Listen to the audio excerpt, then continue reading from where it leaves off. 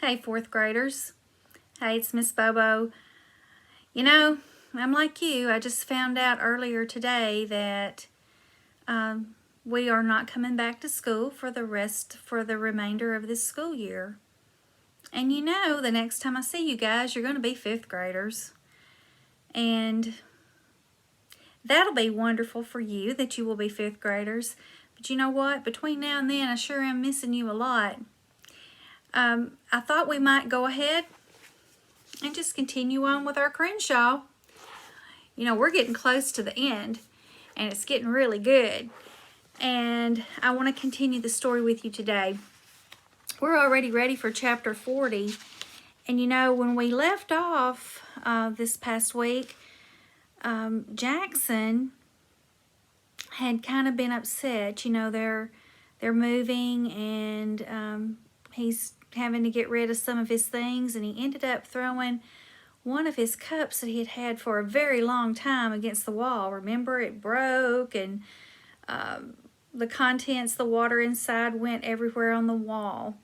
And he kind of thought his parents were going to come back in there and kind of yell at him, but they didn't. So he fell asleep. And chapter 40, Crenshaw upside down here, chapter 40 starts like this. I woke in the night, sweaty and startled. I'd been having a dream. Something about a giant talking cat with a bubble beard.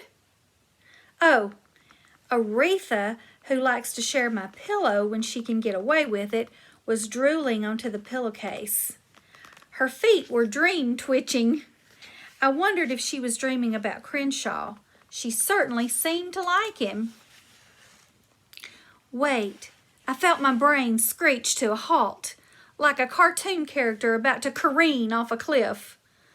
Aretha had seen Crenshaw. At the very least, she'd reacted to him. She'd tried to lick him. She tried to play with him. She seemed to know he was there. Dogs have amazing senses. They can tell when a person is about to have a seizure. They can hear sounds when we hear only silence. They can unearth a piece of hot dog buried at the bottom of a neighbor's trash can. But however amazing dogs can be, they cannot see somebody's imaginary friend. They cannot jump into their owner's brain. So did that mean Crenshaw was real? Or was Aretha just responding to my body language? Could she tell I was freaking out? Or did she figure I'd come up with a brand new game called Let's Play with the Giant Invisible Cat? I tried to recall how she had acted back when we were living in our minivan. Had she sensed Crenshaw's presence then? I couldn't remember. I didn't want to remember. I covered my face with my drooly pillow and tried to go back to sleep. So Jackson's thinking, is this really happening? Am I dreaming it? What in the world is going on here? Does Aretha know about Crenshaw? All right, so we're going to read the next chapter as well. All right. Ribbit said something. I opened my eyes. A frog was on my forehead. He looked familiar, like the windowsill visitor Crenshaw had wanted to eat. I turned my head and the frog leaped off. Next to me lay a human-sized cat. On top of Crenshaw lay a medium-sized dog. And on top of Aretha sat the frog. Two of the three were snoring. I sat up on my elbows. I blinked again. I'd left the window ajar, means kind of open. That explained the frog. It did not explain the cat. You're back, I said. Morning, Crenshaw murmured, his eyes still closed. He wrapped his paws around Aretha, snuggling close. Just tell me this, I said. I crawled off my mattress and stretched. How do I get rid of you for good? Ooh, help you," Crenshaw said. He yawned. His teeth were like little knives. He pulled one of Aretha's velvety ears over his eyes to block out the sun. "What did you mean about telling the truth?" I asked. "Truth is important to you," said Crenshaw, "so it's important to me.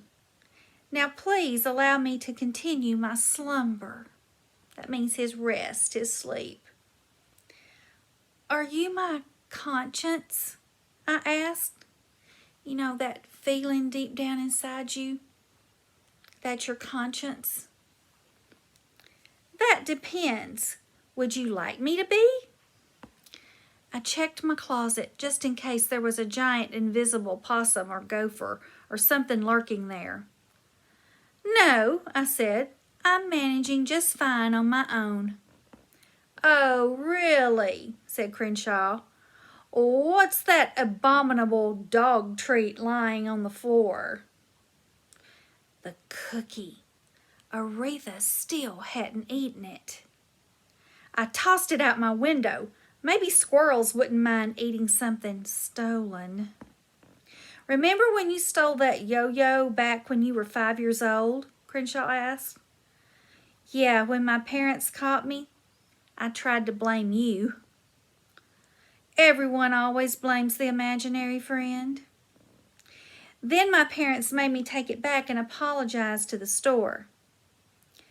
I think you see where this is going. Another yawn. "Now, if you don't mind, I'll be taking a little cat nap." I stared at him. He made me feel mystified and annoyed and more than a little crazy. And now he was making me feel guilty. One way or another, I had to get him out of my life. "By the way," I said before leaving the room, "you're hugging a dog." I didn't see what happened next, but I heard a hiss and a yowl. Aretha dashed past me at high speed. She hid under the kitchen table for an hour. Okay, so now we're getting here, and it seems like Jackson is kind of wanting to get rid of Crenshaw. But Crenshaw is trying to talk to him, maybe making sense out of some things for him. So, you know, it's good to have someone to talk to when things are bothering you or when you're trying to make sense out of things, just like what's going on right now. I hope you have someone good to talk to. I'm sure you do at your house with the adults there. And I know that they're happy to talk to you about any problems you might be having.